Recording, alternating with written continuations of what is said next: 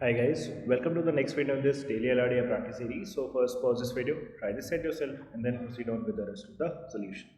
Now let's start understanding this set. Hari wanted to get a new phone number which comprises 8 non-zero digits, right? The first thing to notice here is non-zero digits, we cannot use the digit 0.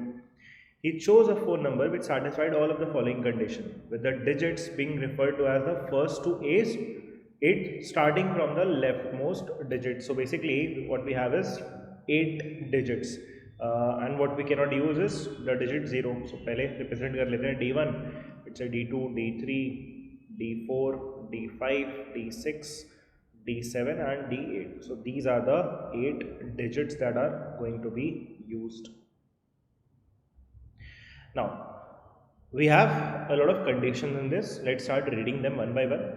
The last digit was greater than the third digit, right? The last digit, that is D8, this has to be greater than the third digit, that is this has to be greater than D3.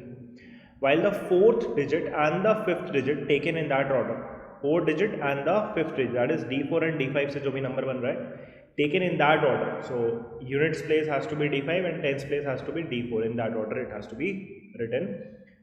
Comprised a prime number. That means दो digits अगर बन रहा है, right? तो 2 digit number एक prime number आपको चाहिए.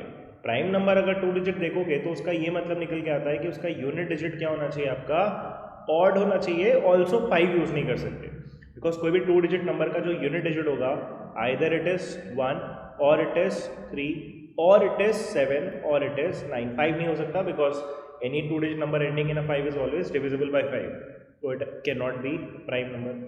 That means ये जो D5 है, राइट, इसकी अगर मैं पॉसिबिलिटीज लिखूं, so the only possibilities are these numbers, that is 1, 3, may be 7 and 9. ये चार पॉसिबिलिटीज हैं. Then this is done. Second point, the sixth and the third digits taken in that order. तो sixth and the third digit, तो पहले D6 followed by D3, एक 2 digit number again बनेगा. This comprise an even number greater than 40. तो D6 और D3 को involve करके, right, D6 and D3 इस ऑर्डर में लिखेंगे. It has to be an even number, also that number has to be greater than 40. So मैं D6 के ऊपर क्या लिमिटेशन डाल सकता हूँ, D6 को क्या होना पड़ेगा, कम से कम 4 होना पड़ेगा. This has to be greater than equal to 4. So this value has to be greater than equal to 4. 4, 5, 6, 7, 8, 9. Also this entire number D6 and D3 को एक साथ देखेंगे तो it has to be an even number. Even number में unit place को क्या होना पड़ेगा, इवन होना पड़ेगा. But again we can not use 0 as it is already mentioned, so it can either be 2, 4, 6 और 8. सो D3 की पॉसिबल वैल्यूज आर 2, 4, 6 या फिर 8, right. These are the following cases, right. And while the first and the second digits are not the same, so first and second are not equal, ये important condition होगी, इसको हमने represent कर लिया. तो second statement is completely done. Now the sum of the fourth digit and the third digit, so D3 plus D4, right. So D3 plus D4 digits was the same as the fifth digit. So इनका add up करके क्या आना चाहिए, D5 आना चाहिए. So D3 plus D4 D5 आना चाहिए. देखो एक चीज़ तो बहुत क्लियरली यहाँ से पता चल जाएगा, this D5 can not be 1 because something plus something 1 आने के लिए आपको किसी एक को 0 बनना पड़ेगा. 1 एंड 0 का एडिशन से 1 आ सकता है, 0 तो अलाउड ही नहीं है. दैट मीन्स 1 तो नहीं होने वाला है. सो 1 को हम यहाँ से रिमूव कर सकते हैं. हाँ, बाकी नंबर पॉसिबल है फॉर द टाइम बीइंग. जैसे 3 है तो 2 + 1 से 3 आ सकता है. देन 7 लाना है तो मे बी 2 + 5, 4 + 3 भी हो सकता है. तो lot of cases are possible, but अभी हम नहीं बोल पाएंगे, right. So will keep the statement on hold right now. अभी ये क्लियर कट अभी डिसाइड करना पड़ेगा, but this condition is there, D3 plus D4 has to be equal to D5. Then the sum of the fifth and the sixth digit was exactly 9. Now ये important है, the sum of the fifth and the sixth digit was exactly 9. अब हम इसको हम यहाँ पे use कर सकते हैं बिकॉज जैसे अगर आप ध्यान से देखो, इन दोनों का सम क्या होना चाहिए, एग्जैक्टली 9 होना चाहिए, राइट. ये 9 तो नहीं हो सकता बिकॉज 9 के साथ फिर इसको 0 होना पड़ेगा, पॉसिबल नहीं है.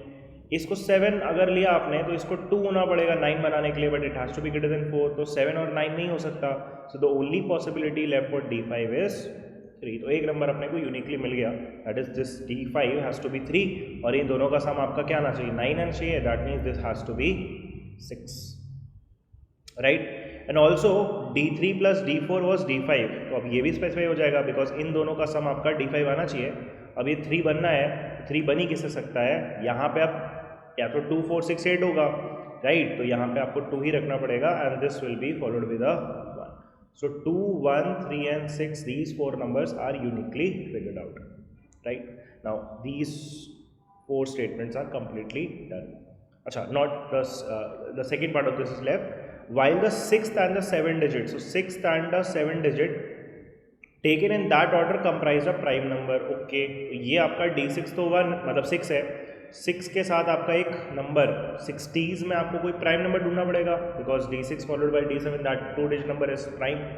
60 की सीरीज में प्राइम क्या हो सकता है, आइदर इट इज 61 और इट इज 67। तो D7 की वैल्यू आइदर इट इज 1 और 7। So this is done now the last statement, the second and the 8th digit taken in that order. The second and the 8th digit, that means जैसे suppose कहते हैं let's से this is A, this is may be B and this is let's say C, ये remaining आपके, right, because बाकी की value figure out कर चुके हो आप। सो लेट्स से ये A, B और C है, तो क्या बोला, the second and the 8th digit that is B, C in that order. So एक 2 डिजिट नंबर की बात कर रहा है BC, comprised number which is 4 more, so this is actually equal to 4 plus 4 more than the number comprised by the first and the second digit. So first and the second digit that is A, B.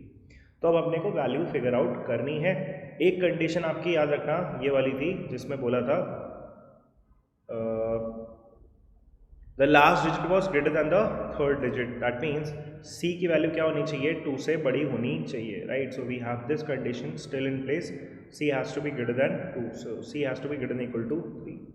ये condition अभी तक use हुई नहीं है, so obviously अगर दिया हुआ है तो maybe it is of some use. अब यहाँ से कैसे केसेस बनाना स्टार्ट करें। सबसे पहले अगर देखो जैसे अपने रैंडम वैल्यूज आप लेके स्टार्ट करो तो will get a certain pattern to this. जैसे कि सपोज B इन दोनों जगह ना B, तो लेट्स से B के केसेस सोचते हैं। Let's say if this B is actually equal to 1, अगर B 1 है तो ये क्या नंबर बन जाएगा 1C, मतलब 10 की सीरीज में कोई नंबर होगा, right. This is actually equal to 4 plus, now A तो नहीं पता है बट B तो 1 हो गया, दैट इज A1। अब एक पॉइंट समझो, इन दोनों नंबर को जब आप ऐड करोगे 4 प्लस 1 यूनिट डिजिट में जाएगा, राइट। सो ये जिस भी सीरीज का नंबर चल रहा हो, फॉर एग्जाम्पल जैसे A कुछ भी आया, मतलब 2 आया 3 आया, जो भी आया सीगा वैल्यू सॉल्व करके निकालेंगे, बट वो सीक्वेंस चेंज नहीं होगा ना, मतलब कैरी ओवर तो गया ही नहीं। जैसे अगर ये 11 है तो ये 11 प्लस 4 15 बनेगा, राइट। अगर ये 2 1 है तो 21 प्लस 4 ये आपका 25 बनेगा। अगर ये 3 1 है तभी ये 31 प्लस 4 35 बनेगा, तो वो सीरीज चेंज नहीं होगी, राइट। जैसे कि एग्जाम्पल अगर हमने यहाँ पे C को 1 लिया, राइट, सॉरी B को 1 लिया तो यहाँ B 1 आया, तो 4 प्लस ये 1 that means C has to be 5, तो ये कितना बनेगा 15। और 15 अगर बनना है तो 4 प्लस कितना होगा 11 होना पड़ेगा, तो 4 प्लस 11 दैट मीन्स A भी 1 हो जाएगा और आपका फिर यहाँ पे C क्या आ जाएगा 5 आ जाएगा, राइट। सो ये अपने को समझ में आया। बट इसने एक कंडीशन क्या बोल रखा था आपका कि ये A और B क्या नहीं होने चाहिए, इक्वल नहीं होने चाहिए। तो फिर तो ये कॉन्ट्रडिक्ट कर रहा है ना, बिकॉज A भी 1 आ जा रहा है और B भी आपका यहाँ पे 1 आ जा रहा है। अब ये प्रॉब्लम हो क्यों रही है, बिकॉज आपका यहाँ पे कैरी ओवर जा ही नहीं रहा। तो एक्चुअली में जब आपने B को यहाँ पे 1 डाला तो 10s के सीरीज में कोई नंबर होगा, बिकॉज ये कैरी ओवर जा नहीं रहा, राइट। तो ये भी आपका उसी 10s के सीरीज का नंबर बन के आ रहा है। फॉर एग्जाम्पल जैसे कि अगर आप मान लो यहाँ पे B को 2 ले दो, राइट, से 20s की सीरीज का नंबर है फॉर एग्जाम्पल, तो ये B की जगह 2 डाला तो 2C इक्वल्स 4 प्लस A2, ये बन जाएगा। अब अगेन समझो ये दोनों का एडिशन हो रहा है, 4 प्लस 2 से 6, कैरी ओवर जा नहीं रहा, और कैरी ओवर जा नहीं रहा और इनका एडअप करके आपका 20s की सीरीज का नंबर है, मतलब A भी जो होगा वो 20s की सीरीज का नंबर होगा, hence A would also turn out to be 2। फिर वही कॉन्ट्रडिक्शन आ जाएगा, आप चाहो तो उसको सॉल्व कर लो। तो 2C इक्वल टू 4 प्लस ये दिस आया, अब 4 प्लस 2 से 6 आएगा, तो दिस हैज़ टू बी 26, तो 4 प्लस क्या होगा 22 ही तो होगा, दैट मीन्स अगेन A और B आपका इक्वल हो जाएगा, विच कॉन्ट्रडिक्ट्स आर इंफॉर्मेशन। तो अब ये जो प्रॉब्लम आ रही है ये कब तक आएगी, जब तक आपका 4 प्लस समथिंग यहाँ पे कैरी ओवर जाना स्टार्ट नहीं होता, राइट। सो जब आप b को 1 रखोगे तब भी प्रॉब्लम है, 2 3 4 5 इन सारे नंबर्स के लिए आपको यही सेम प्रॉब्लम निकल के आएगी कि कहीं ना कहीं आपका a इक्वल टू b आता जाएगा। तो 5 के ऊपर जाना पड़ेगा, तो b लेट से हमने क्या लिया, 6 लिया, बट 6 भी नहीं हो सकता, क्यों?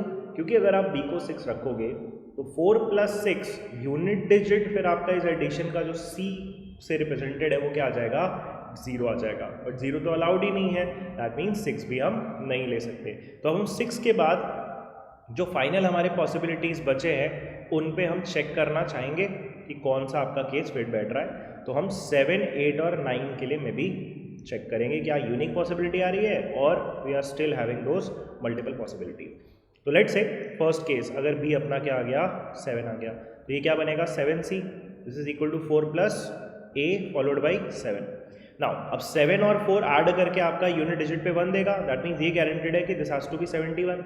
अब 4 प्लस कितना आपका 71 देगा, 67, दैट मीन्स a कितना आ गया, 6, c कितना आ गया आपका, 1। अब एक प्रॉब्लम इसमें भी है, जैसे इस केस से आपका c कितना आ रहा है, 1 आ रहा है, बट याद करो एक कंडीशन था कि c क्या होना चाहिए था आपका, 3 से ग्रेटर होना चाहिए था, दैट मीन्स ये केस नहीं ले सकते।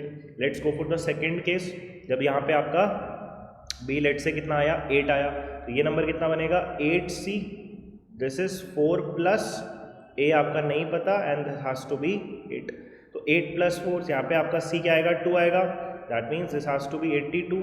अब 82 अगर बनना है तो 4 प्लस क्या होना चाहिए आपका, 78 होना चाहिए, so this has to be 4 plus 7 8।